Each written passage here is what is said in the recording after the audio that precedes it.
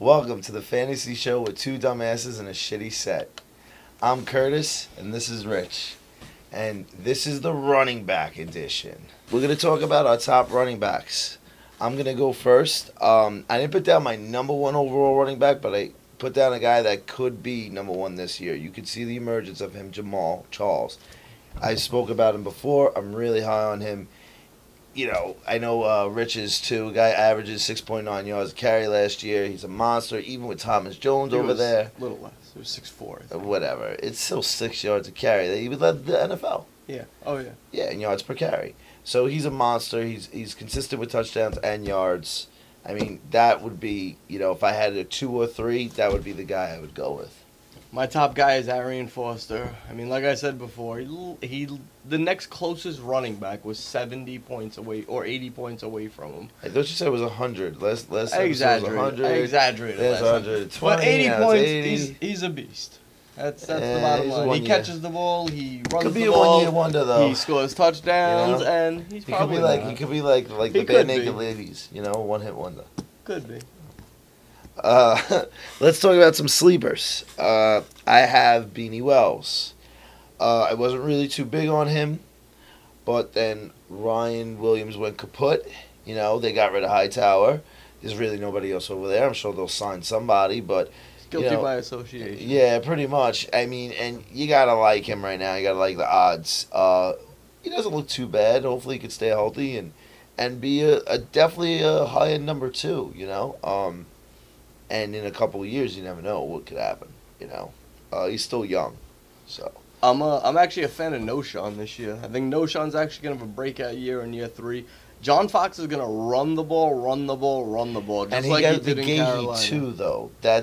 I'm not worried about McGahee. I'm worried about McGahee those touchdowns, though. And I'm not even that worried about I'm the worried touchdowns. about Noshawn turning into the Stewart or turning into the third down back. Nah, I don't think that'll be the case. I don't think McGahee's good enough to carry the load. It's Noshawn's job to lose. Noshawn looks good so far in the preseason. It's Noshawn all the way. We'll see. I also like Marshawn Lynch actually too on Seattle. I think there's nobody else up there. Listen, I don't think he's gonna have a 1,500 yard. They're talking about 15 touchdown guy. Leon, but it doesn't seem like he can get back to the Leon of old after that injury. Even the Leon of old, I wouldn't buy into Leon. I wouldn't buy into Justin. Yeah, I mean, I think I agree with you with Marshawn. I don't really agree with you so much on Noshawn, but Marshawn might be. You never know. There is nobody else there. I like Javid Best as well as a sleeper, especially the same reason. There's nobody else over there, and that's a high octane offense, as opposed to Seattle. Of course. Well, let's talk about some bust. I got Ryan Matthews. I mean, I know it's his only second year. He really didn't do anything anyway last year, but I think Tolbert's just going to come in and take that job from him, and he'll just be like the Darren Sproles, of that. Maybe he'll get more carries, he'll do a little more, but he doesn't stay healthy. In college, I don't really remember him doing awesome. He was good, he was okay, but I'm not sold on him. So, and my big bust would be Michael Turner. I know he's good for 1,300 yards, but you know what? He's in his 30s now. He's had 300 carries last few years. He's wearing down. He shows side of that. They re-signed Snelling, so Snelling could come in and spell him. They know that already, and they're going to keep him fresh for the playoffs. And Jaquez Rogers, their draft pick, is pretty good scat back. Exactly. So, they'll if they're up a touchdown or two, a little bit, you'll see Turner bow out a little bit. Oh, yeah. Because they're going to want to keep him healthy. Snelling will pound the ball at the end of the So games. I think he might. I don't think he'll be a bust, but I think it's going to be a significant drop. So I wouldn't really shoot for him too high. My two big busts actually are BenJarvus Green-Ellis. I just don't see him getting 13 touchdowns again, and I don't think he cracked 1,000 yards last year. There's a lot of guys over there. Yeah, there's a lot of guys. Ridley's over there. Verine's over there. Woodhead is still over there. They brought in Portis. They're always looking to bring in people, though. They didn't sign Portis, though. They just brought him in to check him out. They did that with Ricky Williams, too. That means nothing. But Belichick's known for that, multi-headed running game.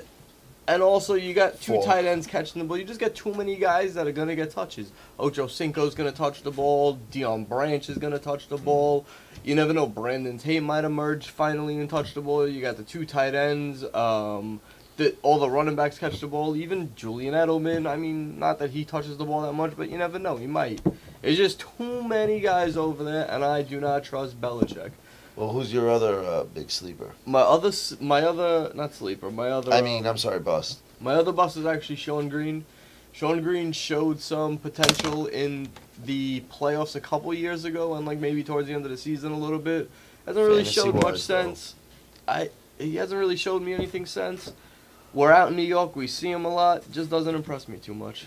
I mean, even though I'm wearing a Curtis Martin jersey, it's not more than I'm a Jet fan. It's more I'm a Curtis Martin fan, and I do not believe in Sean Green either. I mean, for NFL, for the Jets, he's good, but for fantasy, I don't like him. Yeah. And I guess I kind of wore this in retribution for your whole hating on Jet players. I don't want Jet players to be turned off by this because you hate Sanchez and Green, and so. We still have love for the Jets, but yeah, fantasy-wise, I don't know. Okay, this has been That Fantasy Show with two dumbasses and a shitty set. If you have any questions or comments, please post below.